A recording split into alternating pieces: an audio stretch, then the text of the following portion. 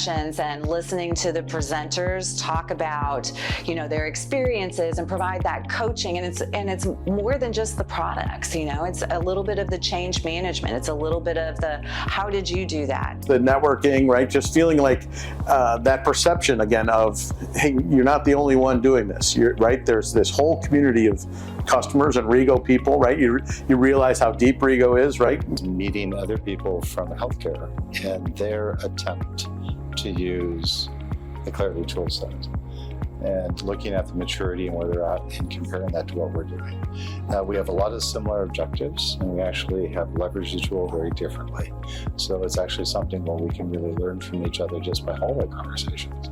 There is no other way for us to really have that. Everyone here talks the project, portfolio, PPM, Agile world. And so it's just really energizing to have those conversations with individuals who speak that same language. I also like some of the roundtable sessions because, again, it's the same thing. You're conversing one-on-one with other people and getting their input and addressing the same problems and finding how they solve the problem and all that back and forth dialogue and the networking with all the other clients. That's my favorite part every time.